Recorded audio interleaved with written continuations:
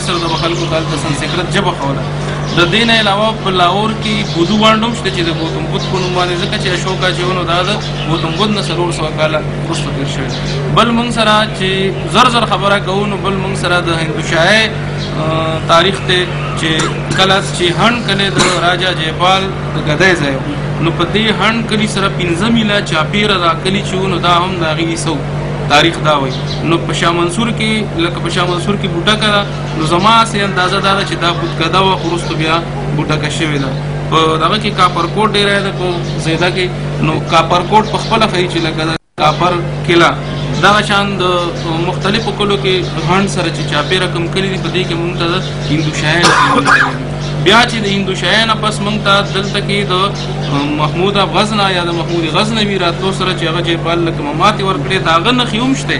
لکه دا هم ویلی شي چې د چپای سره چې بنده چپای ته ځي زموږ ونډ ته نو دغلته کې چې دا کوم دغه خښت دی ملاز بابا، نو ځینې خلک وایي چې کله محمود غزنوي په دې لار باندې تېرېده نو دغه ځای کې جګړه کړې ده او ایاز چې دی نو دغلته زخمي شوی دی. نو دا مولا ایاز دی خو موږ ته ملاز بابا و او دا د هغه سله دی. تاسو به خیال کړئ چې بنده زیدي ته ځي دغلته کې یو بابا دی. د دې نه علاوه دا خو جو جرنل تاریخ دی. اوس چې موږ راشو کله دا چې مندړ یوسفزو کې مندړ په صوابۍ کې کله آباد شوي دي نو دا تاریخ موږ سره د 500 کالو دی.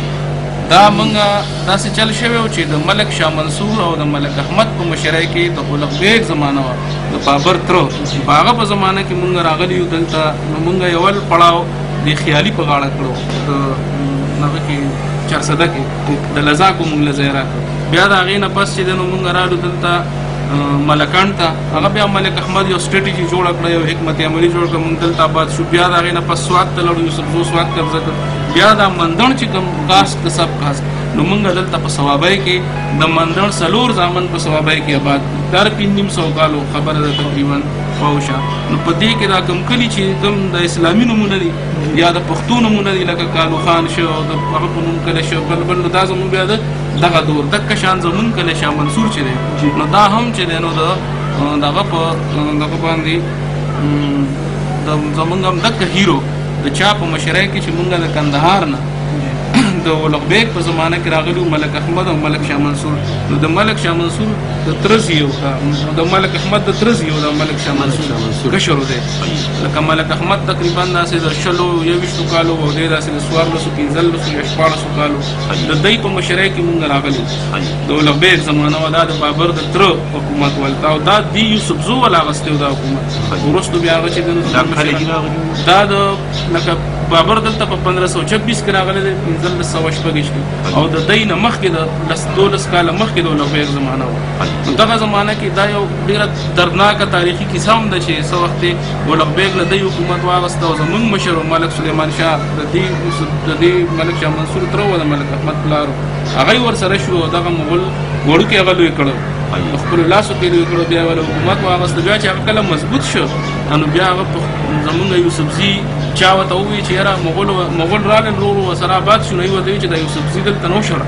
نو بیا هغه زموږ مشران ووژل کندهار کې هغې ته ګنج شهیدان وایي او زموږ دا لوټه پیټه قبیله چې وه نو دا د دواړو هلکانو دی ورته هغو ته مینت وکړه چې ما ووجه خو زما دا نسل دی نه دا کېږي ختمېږي نو دی پرېږده. نو دا ملک احمد او ملک شاه منصور په مشرۍ کې بیا موږ راغلي. بیا ملک احمد ډېر هوښیار سړی او ډېر ښه جرنیل و، ډېر نر سړی و ډېر پوه و او ملک شاه منصور چې و نو دی ډېر ګزارې والا او ډېر صبر والا سړی. بیا دلته چې دی ملک شاه منصور دا و چې بابر بله دا بیا ووایي چې یوسفزو چا بابر ته ووایي چې دا یوسفزي په خپل زوم ډېر ویږي. نو بیا ملک شاه منصور له هغه رشته راولېږل. نو د ملک شاه منصور یو وړه وه بي بي مبارک چې هغه بیا هغه وغوښته بیا ول ټول یوسفزو ملکانانو په شریکه باندې داج وکړ او هغې بیا بابر ته واده کړه. دغه شان د ملک شاه منصور دغه ته ووایي یوسفزو ته چې موږ سره دوره وسله نشته چې د بابر سره جنګ وکړو، نو چې هغه موږ سره رشته کوي نو زه دا قرباني ورکوم زه ورسره رشته کوم. نو هغه ورسره رشته وکړه، هغه به وایي هغې له ډېر عزت هم وکړو، هغې ته به یې پښتنه وي او هغه به چې راله نو ودرېده به ورته. مغولو رانیانو چې دی نو هغې له بیا وایي داسې زهر ورکړل چې د هغې بچهداني ختمه کړه چې د دوی د نسل پښتنو نسل سیوا نه شي. نو دا دغه